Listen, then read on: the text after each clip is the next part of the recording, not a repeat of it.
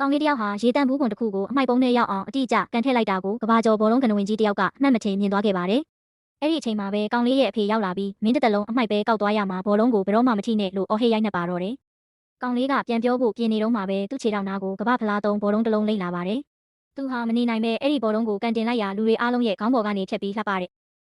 တဲ့ဝိုက်ကိုအဖြစ်ဝင်သွားပါတော့တယ်။လူတိုင်းမြင်သက်သွားသလိုဘောလုံးကနဝင်ကြီးလည်းအံ့ဩသွားရပါတယ်။ကနဝင်ကြီးရဲ့လက်ထောက်ဖြစ်သူကဒီကောင်လေးရဲ့ရုပ်ကဆေးရငယ်ရုပ်နဲ့ရမ်းတူတာပဲလို့ပြောလိုက်တဲ့အခါကောင်လေးရဲ့အဖေဟာမျက်နှာပြတ်သွားပြီးသူ့သားကိုအတင်းဆွဲခေါ်သွားပါတော့တယ်။တကယ်တော့အဲ့ဒီဘောလုံးကနဝင်ကြီးဟာကောင်လေးရဲ့ဖခင်ရင်းပါ။လွန်ခဲ့တဲ့18နှစ်ကအမိုက်သိန်းသမားတယောက်ဟာသူ့သားကိုချမ်းချမ်းသာသာနေစေချင်တာကြောင့်ဘောလုံးကနဝင်ကြီးရဲ့သားနဲ့တိတ်တဆိတ်လဲလှယ်ခဲ့တာဖြစ်ပါတယ်။ကနဝင်ကြီးဟာသူ့သားလို့ထင်နေတဲ့သူကိုချန်ပီယံဖြစ်အောင်တင်ပေးပေမဲ့အဲ့ဒီကလေးကဘောလုံးပါရမီလုံးဝမရှိခဲ့ပါဘူး။အိမ်ပြန်ရောက်တဲ့အခါကောင်လေးဟာအဖေဖြစ်သူရဲ့ရိုက်နှက်မှုကိုခံရပြန်ပါတယ်။အမဖြစ်သူကဂျားကနေကာကွယ်ပေးခဲ့ပြီးသူမဆုထားတဲ့ပတ်စံလေးနဲ့အဖာထေးတွေပါတဲ့ဘောလုံးအဟောင်းလေးတစ်လုံးဝယ်ပေးခဲ့ပါတယ်။ကောင်လေးဟာအမဖြစ်သူကိုကောင်းကောင်းထားနိုင်ဖို့အတွက်အဲ့ဒီနေ့ကစပြီးဘောလုံးကိုအပတ်တကုတ်ကျင့်ကြံပါတော့တယ်။တနေ့မှာတော့ဘောလုံးကနဝင်ကြီးရဲ့သားဖြစ်သူလူစားလဲခံထားရသူ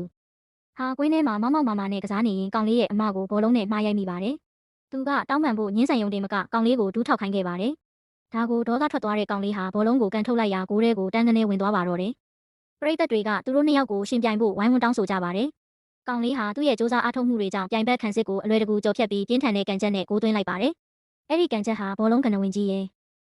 ကိုပိုင်အမှတ်အသား signature move ဖြစ်နေတာကိုဘေးကလူတွေသတိထားမိသွားကြပါတယ်။လက်ထောက်ဖြစ်သူကလည်းဒီမြင်ကွင်းကိုဖုန်းနဲ့ဗီဒီယိုရိုက်ပြီးဘောလုံးကနဝင်ကြီးစီကိုချက်ချင်းပေးပို့လိုက်ပါတော့တယ်